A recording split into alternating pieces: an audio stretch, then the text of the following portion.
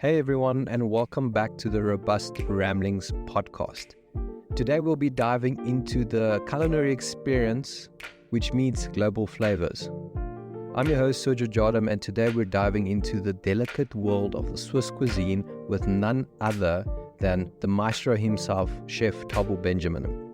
Join us as we uncover the secrets behind Swiss gastronomy straight from the kitchen of this culinary expert. Get ready, get your taste buds ready, get your notebooks out, and let's listen to this conversation. Welcome back to the Robust Ramblings podcast, and today we've got a very special guest. He's my very dear close friend. He is a qualified chef. He has created and exhibited amazing dishes all over Switzerland and South Africa. It's the one and only, my very good dear friend, Thabo Benjamin. How's it, Thabo? Hey Sergio, thank you for inviting me. It's a pleasure to be on the show with you. And geez, what kind of an introduction is that? You're hyping me up way too much, boy. You know how humble I am. Yeah, so just to give everyone a little bit of a background of Thabo Benjamin, we have been in the same school since primary school. We went the whole primary school together, high school together, and then we started doing different things. He went into culinary school. I went to go study law or BCom law. And he is a professional chef in Switzerland. And yeah, maybe tell us more about your journey from South Africa, your studies, how did that go out, and the whole journey into or leading up to South Africa, Switzerland, I mean. So it's the whole journey leading up to South Africa. Yeah. My parents met each other and then No, man. So the whole journey going into Switzerland as a professional chef. well, look, essentially, I mean, there's really not much to it. It's essentially the fact that I studied in Johannesburg in Randburg, HTA School of Culinary Arts. I did the 2-year course where I, 1 year was involved of doing practical work, 1 year of written work, and I successfully passed that. And so as soon as I left my studies, I enrolled and I became a part of a new team, of a new kitchen that was starting up in Melville, Johannesburg, which was definitely an interesting first step into the culinary world in South Africa. Not only just culinary world, but also just the working environment in South Africa. And why would you say that? I was working there for about 3 months, and in my time working there, I was I was only paid for one month of work. No, you're joking. No, finally, and you see, the thing was, it was partially my fault, especially the fact. Well, I came into the industry pretty much fresh out of school, not knowing really how things operate, which, thinking about it now, just going through my memories right now, I just feel that should have definitely been something that was taught in school. How can someone integrate into the work environment if you don't know your laws as an employee? 100%. I agree with that. That's definitely something that should be implemented into high schools from grade 10 on, or even from in university. But I definitely feel that LO needs to really change what they teach. Mm-hmm. So you saying that one should be more aware of the Employment Act and the basic conditions of employment, contracts. Is that what you're saying? Yeah, definitely. If you want to work, I mean, and the thing is that we all will need to get a job. Unfortunately, I mean, that's the world that we live in these days. Unless you're born into money, you will have to know what you're getting yourself into. Yeah. And I And that's think, the thing. yeah, Yeah.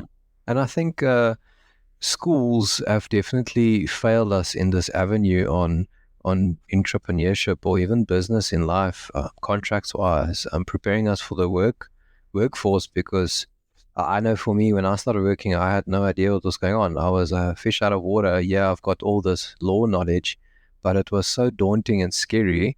And I can believe it was a lot more scarier for you because well, from what you've told me over these years, like the kitchen life or the chef life or a professional culinary um, chef, the workplace is quite fast. You have no opportunity. Well, of course, we do have opportunities. We do have our 1 hour break or 30-minute break. It honestly depends on where you're working or what states in your contract, but you have really no opportunity to sit down and really take a break and just absorb what's going on around you. It's just from start to finish, you're always just pushing out product. Yeah, The day starts off, depending on your shift, either it be 5 in the morning, either it be 9 o'clock in the afternoon, or you clock in at 2 o'clock.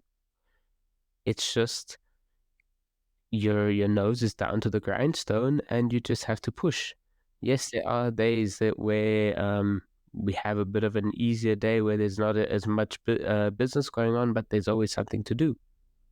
and how old were you when all this was taking part in South Africa right after studies? Boy, do you really want me to feel old now? Yes. We're 6 minutes into this podcast and you're making me feel like an old bully already. Yeah, John. I'm sorry, my bad. Banna. Nah, but I was, I just turned 23. Yeah, this was in 2000. I finished culinary school in 2017. I started working in 2018. Okay. So apart from this massive crazy journey that you went on, trying to understand the workforce and your position in South Africa as a young chef, and from my understanding, you went to a complete different variety of restaurants and businesses to go work there. What motivated your decision to finally leave South Africa and pursue this career in your current location, Switzerland? Were there specific opportunities or challenges that influenced your choice in any way?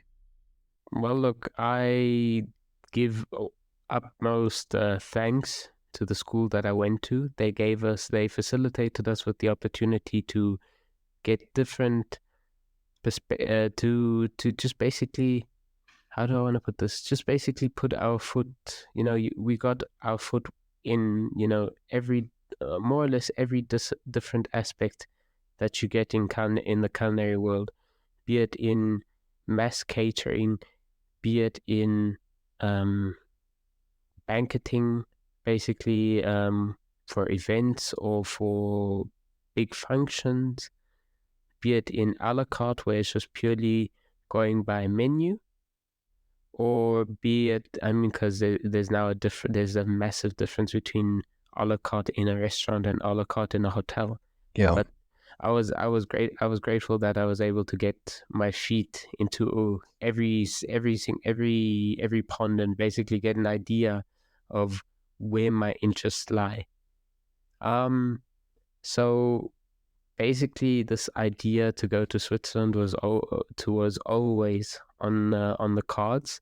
It was always an idea of mine to eventually perhaps make use of my my connections within my family to make the plunge. And the thing was that, as we mentioned earlier with that job of mine, I I realized how in South Africa that, unfortunately, you're just literally a piece in a much larger puzzle. Mm. And the thing is that in most cases, I would say that the boss, the employer, the head employer would be the one building the puzzle. And it's such a big puzzle sometimes that you lose track of every single individual piece of what's going on. And the thing is that I feel that a lot of employers these days lose sight of the fact that sometimes it might be in one single piece that just fills up like a blank spot or whatever, but it still plays its part. Mm. It doesn't matter how small it is, it still plays a part. And a lot of employers these days just forget that. They are mostly looking towards, okay, I have a 1,000-piece puzzle of of like the world map. And I feel that for some of them, they don't pay attention to you know, the details of the ocean, or maybe the borders or whatever. They mostly focus on getting like the main pieces sorted out so that you have something to show for. And with that, what you have to show for, that's where you're making your profit. But the thing is that without everything that brings it all together, you're going to have, you're going to have flaws in your system. You might have the ability to just push things out, but is it like, do you have, what's the word I'm looking for exactly right now? Do you have that quality? So transitioning to a new country often involves overcoming obstacles, and I'm sure you can agree with that. Can you share some of the biggest challenges you faced establishing yourself as a chef, a young chef, in Switzerland, both personally and professionally? I know some of the stories, and I think some people would like to hear these stories, because I feel there's so many people out there that are literally scared. They're comfortable. They don't want to leave home. They don't want to leave their town, and they just want to stick to that routine or structure. Because we both come from Clarksville. It's a small town, and you did the massive move from Clarksdorp to Johannesburg, and from Johannesburg back to Clarksdorp, and then to Switzerland. How was that transition period? Well, the thing is though, um, first and foremost, it's the most difficult thing was actually just getting my foot into an establishment in Switzerland. The thing is that, so I'm going back to that analogy of the puzzle. You're a puzzle piece, and you want to go to a different country. But the thing is that where you came from, so in my case, South Africa, where I came from, I was cut and molded into a specific shape. And the thing is that you would like to go to another country, and you'd like to fit into someone else's puzzle. But the thing is that they look at you and they think, what can I do with this puzzle if it doesn't fit into what I have here? Like, you have to think about, okay, the country I'm going to, do I have the basic language skills? What is the process of integration? So that was honestly, even thinking back on it now, I'm surprised by how I managed to, for the most part, teach myself German. So Good. you didn't know German at all before going to Switzerland? I mean, my father did speak German, but he didn't speak German to me, because he was under the impression that that we would not be thinking, or no one in the family would think to leave South Africa. But again, circumstances changed. I noticed how the work environment in South Africa was changing, and how for a lot of younger people, opportunities were starting to dry up. and the ability to formulate a future of your own was also becoming challenging. And the thing is that, it's also difficult to do that in another country, because you also have people who are leaving where they're studying, who are leaving universities or their colleges, and also trying to get into the same place that you're applying for. I was I was blessed, really, to be able to get my foot into one hotel in Switzerland.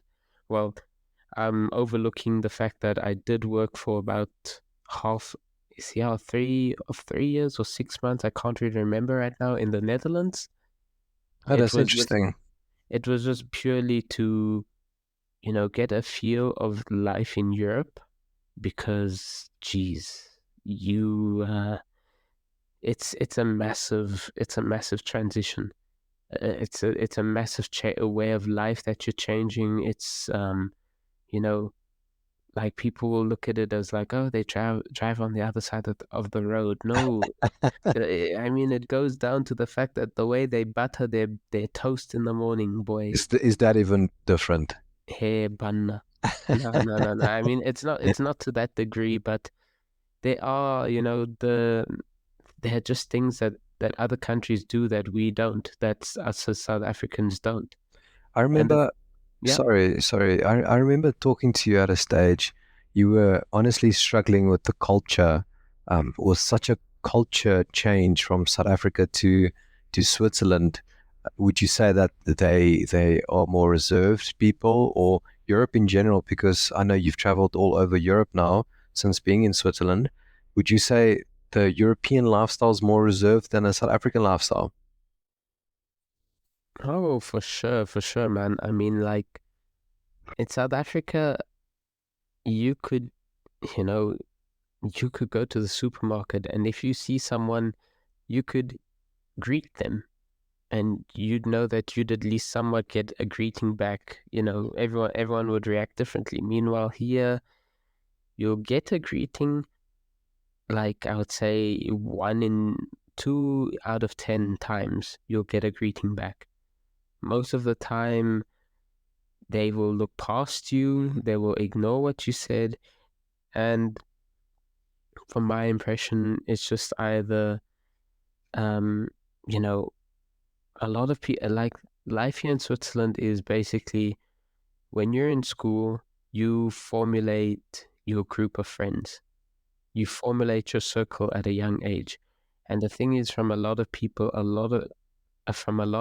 spoken to, the friends that they made in primary school, they'll stick with them through their whole life. Like, most of the time, that that will change because of certain outliers or certain circumstances that happen. And the thing is that, if you're someone who is not from their circle, or you weren't introduced to that person by someone within their circle, it's, they they they won't even consider you. And that's one thing I found extremely difficult here in Switzerland, was finding a circle, because that's the thing. You leave your family, you leave your friends, you leave all of that behind. You leave your communities, like your church community, your community watch communities, to start something new. And the thing is that, unless you either get into a new community yourself, you're going to be like, just like I did. I went through this. I suffered through the homesickness as well. I went through the social anxiety all over again, like we used to have in primary school. It's and especially going through that in your 20s, it's yeah. Yeah, What honestly more can I yeah. say? But eventually, you do manage to find that. I the funny thing is that I'd imagine myself being able to connect with other South Africans, and that's what I did. I went to go look for other South Africans, and I did manage to find some, but unfortunately, some of them are so far gone from their own culture that you can it's difficult even to talk to them about life back home sometimes. Sure. So, as a up and coming chef in a new culinary landscape, it's definitely daunting. How did you go about creating your unique culinary identity in Switzerland while still trying to stay true to your South African roots, if that was even possible? Or is it a set routine for everything? Is it like a block only fits in a block shape, or how does it work? Well, that's the thing. I would say it's more or less the same in every country. You are following a set a set you have a set of rules, a set of menus or recipes that you have to follow, and that's you know So you're saying, more. so no extra spice there, no extra raja or something like that. Yeah, well, that's the thing. Is like I would always be the kind of person that would be like, hey, I just tasted that. That's cool and all, but wouldn't it be better if like you added a little bit of this or you added a little bit of that? And that's where I learned the phrase here, um, was the Bauer kennt niet, the Bauer is es niet, which basically translates directly to English as what the farmer doesn't know, the farmer won't eat. Sure. And if you change too much of something traditional aside, you just face the risk of not having it being eaten at all, you know? Yeah. So the thing is that sometimes there were situations where, we used to have this one thing in this one hotel I worked at where we'd um what's the word I'm looking for? We'd serve something called amuse-bouche, which was basically a appetizer, a pre-starter almost. And there in for those, there was no set rule. There was nothing really like predetermined on how you have to do it. We just need, I would say, like 20 or 30 of those for tonight or whatever. And it was in those situations, for other people, they hated it. But I found that to be the opportunity where I could start experimenting and playing around with the traditional recipes, what they have here, Yeah. and try to just add a little bit of South African flair to it. So with all that hardship that you went through, and and pretty traumatic experiences, being alone, being homesick, not having family, friends, being super isolated, would you say it's an awesome learning experience for young individuals to try and do that?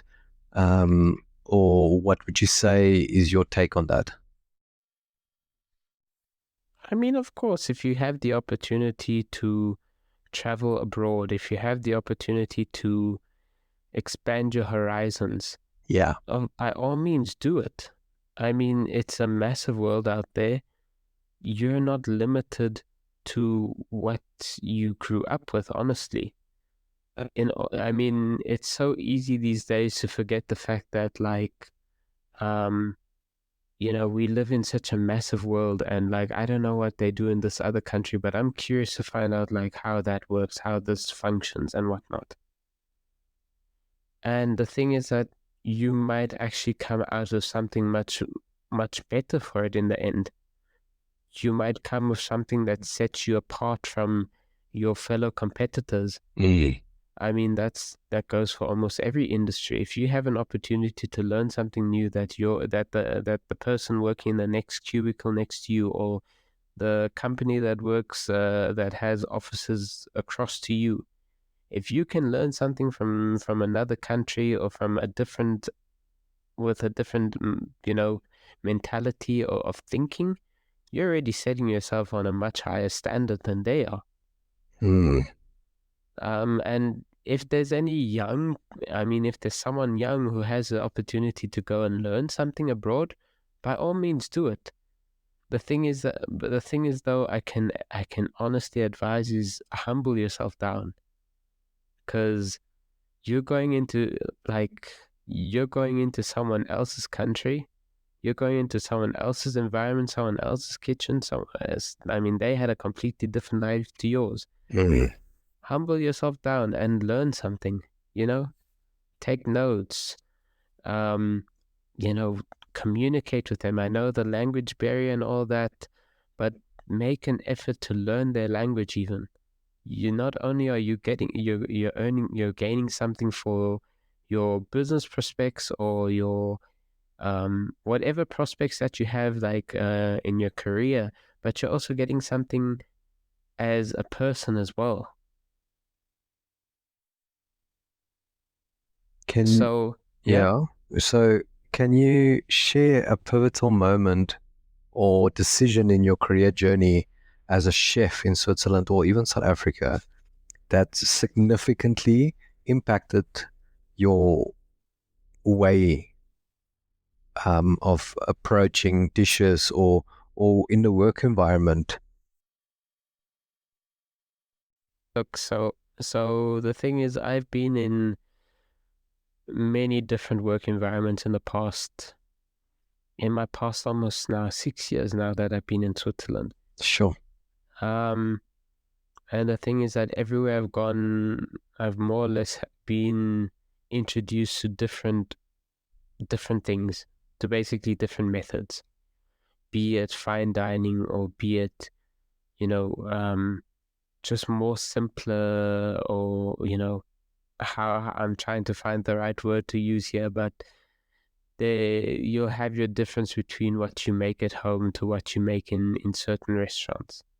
Yeah. And I would say that um, honestly, I did also work at a 5-star resort while I've been in my past 6 years, and I fell in love with it at the start. I thought this was amazing. I thought that what they're doing here is so cool. Yeah. But after that, after leaving that job, I just discovered that, you know, I fell back in love with just simple cooking. Sure. That's good Cause, though. because that's the thing. Like everyone has a memory or can tell you about how they remember, yeah, going to their grandmother's house and eating something there. That's so It true. looked it looked horrible, but it tasted amazing. I mean, it doesn't even have to be grandma. It can be whoever, Yeah. someone significant in your life. But you have a memory. There is a memory of food that everyone shares. And I think food is really something that brings people together. When there's a group of people, there's food. Usually, 10 to 1, there's food.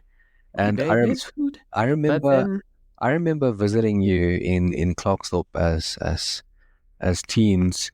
Every single time we went there, 9 times out of 10, there was food. There's a sense of community and conversation and interaction that just brings it out of people. And for your long journey as a up and coming chef, and I know you've been looking at possibly opening up a restaurant or going into the business sector. Would you say that the hospitality, specifically the food industry, is something that's dying down, or is it really increasing after COVID days? Because I know you obviously had the COVID period in Switzerland, and it was quite tough. Would you say it's really increased since then, tripled, doubled, or what's your take on that? since COVID, I could honestly say that you do notice a slight decrease. In all honesty, what I've seen now. And that's primarily due to people. I mean, even myself, when I was at home during COVID, I would spend more time cooking at home, practicing recipes. And the thing is that a lot of people these days, they develop the skill that they fell in love with, as well, just as I did. And a lot of people now cooking at home more often, but in certain circumstances, such as someone takes someone out on a date or we have a big function, there's plenty of that still going on. The thing is that gastronomy is more or less safe in the sense that you always need to eat. People always look for a place to eat something. Like people always like I know that their options, the fast food options like your Macca's or your Nando's or Popeyes or I don't even know what's going on these days. But they sometimes not, like people would like to just sit down in a in a in in a restaurant with good atmosphere, with good music, with a good service team that treats you like like you know like a king. But that's the thing. What I've also noticed after COVID is that a lot of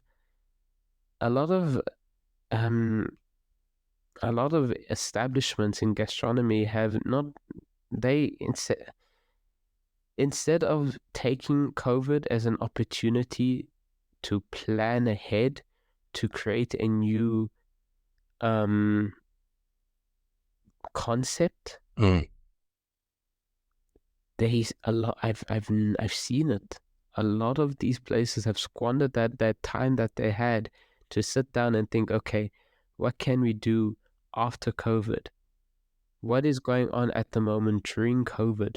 And what can we do to carry that forward to keep that trend, but somehow capitalize off of it? And a lot of establishments have squandered this opportunity. Yeah. And I've noticed I like a lot of some of the establishments that I was working at during COVID, a lot of them now are under new management, new ownership. This is just and I feel like myself, I just felt during COVID that everyone is like the world is has come more or less to a standstill, but there is opportunity here. There So, is, yeah, yeah. yeah. There is. I I just felt that there is something that you can work with this entire situation. It doesn't have to be so always so doom and gloom. There's always like I don't want to sound corny, but there's always an opportunity there. There's always a silver lining. There's always light at the end of the tunnel. The thing is that are you awake enough or Yeah. are you alert enough to see that, or are you just going to knock your head at the wall and hope that something will happen? And I think people give up hope so quickly is purely based on who they surround themselves with. If you surround yourself with a person that does not want to be optimistic and see the light at the end of the tunnel, and if there is no light, possibly break a way through into a different room to see the light, people just start giving up hope. They literally just tap out. They say, "Listen, guys, we're done. I can't do this anymore," and literally done. There's no fighting spirit, and I think that's primarily possibly to blame on COVID. Um, and people have just given up hope. Well, it's not only that, but it's, yeah, a lot of people do tend to just give up so easily. I can tell you from experience, I did also go through a period of mass depression. This was not during COVID though, but in those moments of depression, of just this mass depression, you have to, instead of feeling sorry for yourself, you have to already start looking past that. You need to start planning ahead. I mean, my methods were going to church. I know a lot of I'm aware that the church is somewhat frowned upon these days, and I can understand some people do go through some bad experiences, but the thing is that you need to just find the right one for you. It won't fall it won't fall on your lap. Yeah, that's true. It like also secondly, you don't understand what going to the gym can do for you as well. It's just an opportunity to just, instead of sinking yourself into narcotics, into liquor, into anything like that, you sink yourself into empowering yourself, your body, your mind. Learn something new, learn a new skill. Surround yourself with people that want something good for you. And that's where I can say the church has been also beneficial. You have people there that that want to see good things happen in your life. But I can't stress it enough. Find the right community for you. It doesn't only have to be in the church. It can be your family as well. It can be your loved one. It can be a dog. I mean, I got a dog. I'm just saying, just you putting it see, out you there. see, man.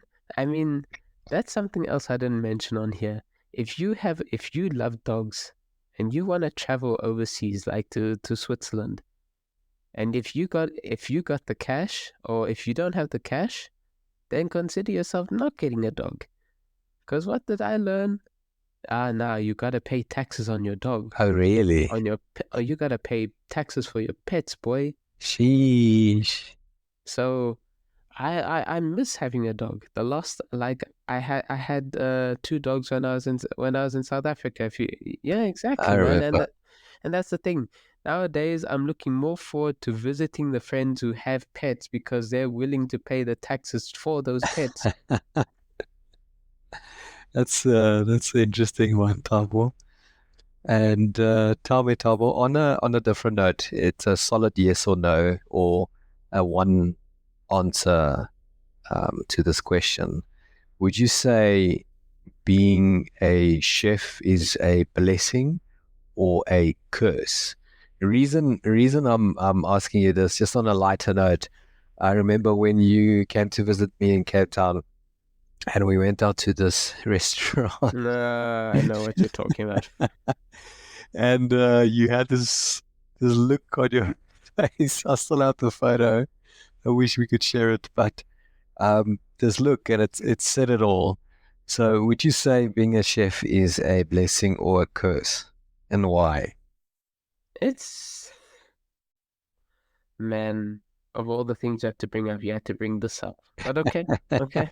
Um, it's honestly, it's difficult to say because yes, because you have a deeper appreciation for what you eat. Well, You, sorry, yeah, Tabo, like in your defense as well, like ever since I knew you, like you've had this amazing appreciation for food, flavor, and creating something with food. Ever since I've known you, even on business market days that we had at school, you were always the guy that was cooking or doing something with food. So in your defense, I think for people not to get the wrong impression just for being a chef, but you do have a strong love for food. well, everyone has a strong love for food, but you don't, I mean, like, everyone loves food, but like not everyone can go into a kitchen. Some people burn a piece of toast. Some people will burn the rice. Hello? Like the like the thing is that you yes, I do have a strong background with food, but the thing is also like when you study this course, when you study this industry, when you get into this industry, you start to understand how to better, I mean, like, every industry has been hit by inflation, and the thing is, like, now,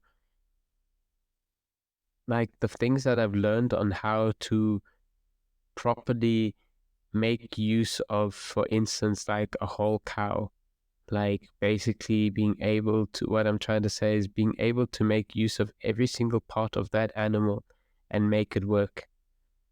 that's something where I would say it's a blessing, because like instead of throwing away scraps from like when I'm peeling a carrot or peeling a potato, I can take that to the side, I can dry that out, and I can throw it in a fryer and I can make potato skins or potato crisps or something from that. There's always something that you can do with that. The thing is, though, also, like another way it's a blessing is that you can cook for your family. You can make something amazing for family or friends. Mhm. It doesn't matter what. And my last blessing, I would say, is, thinking about this, but it's just, yeah, you're, I mean, like I said pretty much all there is to be said. You're able to do amazing things for family. You're able to make complete use of what you're buying, what you're making use of. But the thing is that that's a dichotomy of the culinary industry. The thing is that they, as good as there are as there are blessings, there also are curses, in the sense that you can't, when you go to some restaurants, you can't, like you mentioned, you can't always enjoy a meal, because you know the quality that you can make, but then when you try it from someone else, you just think, I could have done this differently, or I could have done that. You're always in that mindset of, what would I have done Yeah, differently? that does come to a little bit of a detriment to chefs. Eh, Yeah. It's not only in the kitchen. It's not only going to a restaurant, but it's also going to someone else's home Oh when yeah. someone makes meals for you. So why do you think I've never made you food? I'm terrified. Why would you be terrified? If I'm gonna look, the thing is that we're all we're big boys here. We're strong men here. If I'm gonna tell you something is garbage, Yeah, you should take that to heart and sound think, like okay, I Gordon need to Ramsay now. improve Eh? next time. Sound like Yeah, Gordon Ramsay now. I need to be better next time, so that I'm not Yeah, gonna be that told by is my chef that that is I'm true. trash. That is true though. That is very true. And I think people don't receive criticism really well anymore. They super sensitive. They're like, hey, listen, I am doing it my way and it's only my way. And if I receive criticism for, let's say, this food, I get offended, I get touched, and I just want out right away. And I think as a chef, you really learn how to have that thick skin on, hey, listen, you're not making a great dish, or this is trash, or do it again. And I think you've really developed so well in that area. I mean, it's sink or swim. Honestly, it's you have 60 people. You have an evening of six. You have an evening of 60 reservations. There are three of you in the kitchen, and it has to be done. You have no other option. Yes, one person might be stressed out or screaming at everyone. Why is this not like this? Why is it blah, blah, blah, whatever? And then the other guy is probably doing a line of cocaine in the staff You're bathrooms. joking. No, that's happened. That's happened. Wow. But um, that's the thing. You just have to be able to soak it all up and just push on, because, like I said before, there's always that silver lining. There's always that light at the end of the tunnel. And for some people, it's that cold beer at the end of a busy night, or for others, it's that hot shower. But yeah, it's just about, and that's the other thing, like you mentioned about having a thick skin. There are ways, definitely there are ways to reprimand someone or to talk to them, to communicate dissatisfaction. And that's also something that educators and employers need to learn, the right way of communicating. But employees also need to learn that, look, sometimes you're going to get criticized, you're going to get ridiculed, but you're not supposed to take that to heart. You're supposed to take that and grow from that. Yeah, and develop How can yourself. Oh, how can I be better next time? yeah. And I think it's really difficult in situations like that, just because you pour so much emotion and effort and love into this whole, say, dish, just specifically speaking about the culinary industry, and it's hard not to get offended. So I know sometimes, like I was in Cape Town living as a student, and I'm trying these fancy dishes, like trying to impress you. And I'll send you Eh? photos. Nonsense. What is this? Why are you sending me this? Nonsense. That's what you say to me, and you're like, "Hey, listen, what is this rubbish?" I'm like, "Bro, I tried so hard." Nonsense. Why is the Yeah, broccoli on this side of the plate? yeah. No, But nonsense. literally, and I started appreciating the art of food and the plating, that's what it's called, and flavor. And I must admit, for whoever's listening that has a friend that's a chef, my best experience ever, and I've done this a couple of times, wine tasting with a chef is hands down the best experience I've ever had in my life. Hands down. Just the flavor that you were telling me, like, just FYI for everyone, I love wine, if you don't know that. um the flavor that you were explaining to me, Tabo, of like, yo, this tastes like raspberries. I'm like, there's no way. And I take a sip and it tastes like raspberry, or like cinnamon, or whatever. It's insane. It was so fun for me. That's something else that happens a lot in this industry. And those when the boss is not looking, or when you have a bit too much of something on your station, you're gonna be tasting that stuff. You're going to be enjoying that stuff because that's probably going to be your first meal of the day or your first snack of the day. But then that's also another thing. You need to be able to taste something. It's it's always about tasting. You could make something 1,000 times, but it will not always taste the same. You always have to taste what you're giving out to people. You like that's something I noticed that's becoming less and less common in this industry, that people are not tasting enough. Don't be scared. It's food, man. And if you're allergic to something, why are you even working there in the first place? Go find a workplace where you will be better suited, where you can taste what you're sending out, not being like, yeah, I can't eat that. Why not? Because I don't like it. I'm Nah, assuming you've gotten that a couple of times. I've heard a lot of things over the past few years. All right, so this is something that we always have done. We create a hypothetical. So hypothetical, I want to create a scenario in the kitchen for you, and maybe if you can just describe how you guys would handle it. Okay.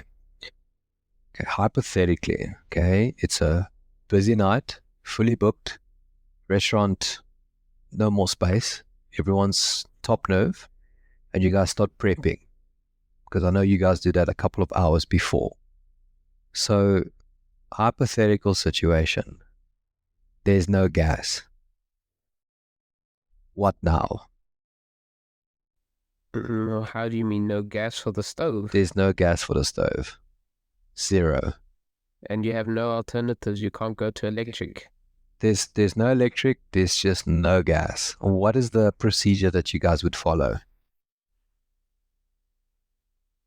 This is this is something that usually doesn't happen because most kitchens these days, like, will have the alternative, like, those induction hobs that you can plug into the Okay. wall socket. Most of the times we will have that ready.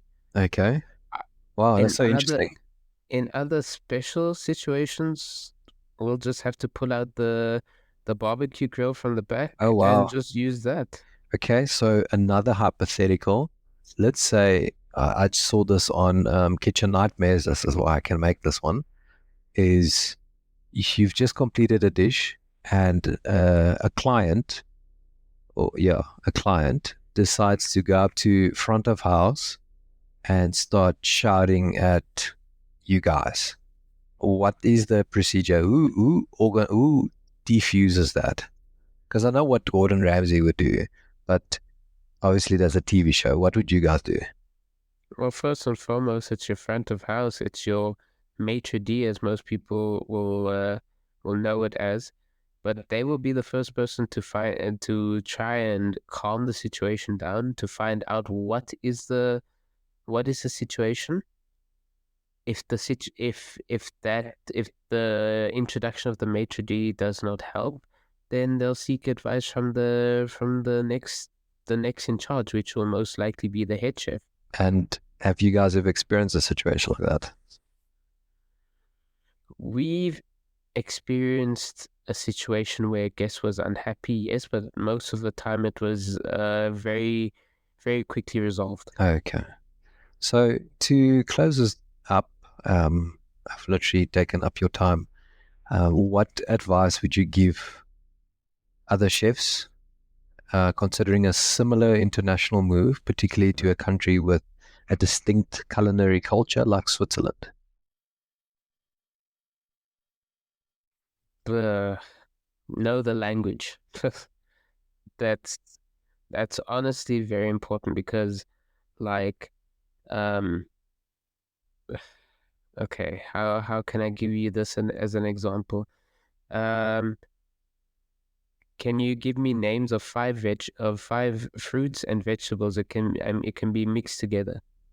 So 5 in total: Yeah. banana, strawberries, potatoes, butternut, cabbage. Okay, so what was a banana and strawberries? Okay, so um Sergio, heute haben wir drei-Gang-Menü. Today we have a menu with three dishes. Basically, what I'm saying is we'll have your starter, main, and dessert. Okay. Für Vorspeise nutzen wir Bananen. Für Hauptgang nutzen wir Kartoffel, ähm, Kürbis und Kohl. Und für Dessert brauchen wir Erdbeeren. I'm assuming you said starter, main, and dessert, right? Yes, with Okay. all of the fruits and veggies that you mentioned. Oh, wow, that's quite cool. The thing is that if you do not know what someone is saying to you, you're going to be lost. Awesome. Like the saying is, if you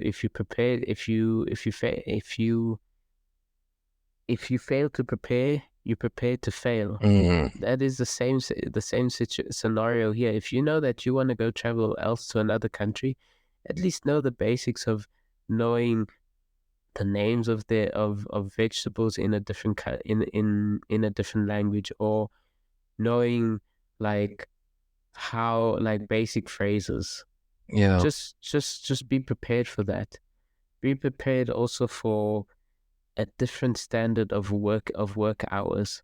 So, as for example, here in South Africa, we used to work from 2 till 11, with one break in between of a half an hour. Here in Switzerland, though, you start at 9, you'll work until 2 p.m. You start at 9 a.m., you work till 2 p.m. You'll then have a break, a midday break, where you can go home between 2 p.m. and then you'll have to start again work at 6 p.m. And then you work again from 6 p.m. till closure, which is usually 10 in the evening. It's a massive, that's also something you have to get used to, the fact that you'll have a break in the middle of the day. You'll either have to use that to better yourself in like reading books or going to the gym or resting. Yeah, that's also something that I can advise someone to be aware of. Be ready for that. Yeah. And also have some money, have some form of money that you can fall back on in case of something happening. Yeah. And with all this being said, I really truly feel that everyone can take a significant chunk of every section that you've spoken about and apply it differently in different avenues: your personal life, your business life, your relationship, and our world is literally as big as our outlook, and it's so difficult. Well, not difficult. It's easy just to take notice of everything, but it's so difficult to actually take action.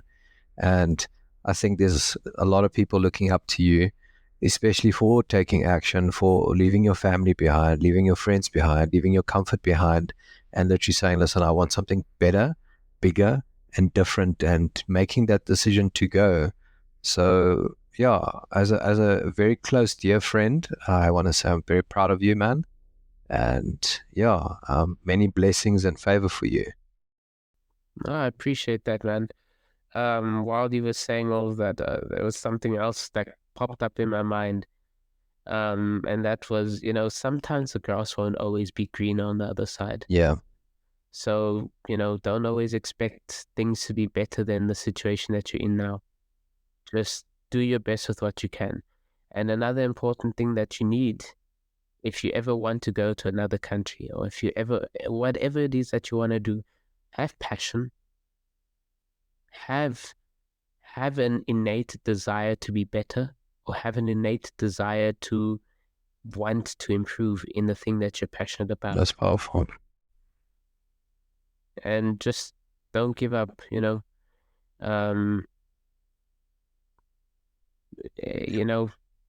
every day Yeah, you're building up to something better. yeah, definitely. And yeah, this brings us to the end of our podcast. And I just want to really say thank you, Thabo, for making time available for this podcast as you currently sit in Switzerland and I'm sitting in South Africa doing this podcast. It's amazing to see what technology can do. And I'm surprised you don't have load shedding, Baba. can you believe it, man? But thank you so much for the input that you have given today. And for everyone listening, take note of the awesome chef input, a professional chef input that Thabo has given today. And we look forward to having you again on the podcast if you're ever keen.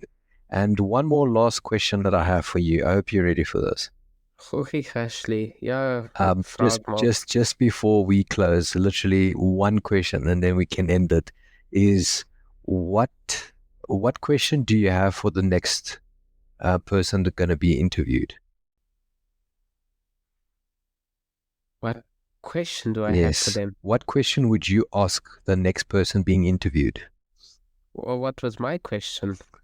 You can ask or whatever. You can. No, but I mean, like, what was the last what was from the previous episode? What was the question for me? It's a brand new thing we're starting.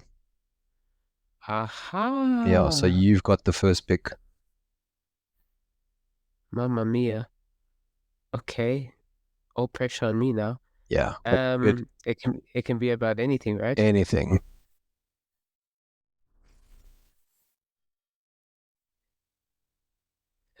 Um, hmm. Okay, cool. What is the one thing that you just recently started now? And what is your goal? Awesome. That's an awesome question. Thank you so much, Thabo. Thank you for being here. Thank you for everyone that listened, and stay tuned for our next episode. Yes, must subscribe, must follow, must do all the things, follow the links and whatnot. And thank you again for having me. And yeah, thank you for joining Sergio and I in Robust Ramblings. Thanks, guys. Thank you. Thanks for being here today. Your support is invaluable. Please share our podcast with others who might enjoy it. Stay tuned for more great discussions with entrepreneurs and leaders. Follow us on TikTok for extra content. Until then, stay curious and take care. Thanks.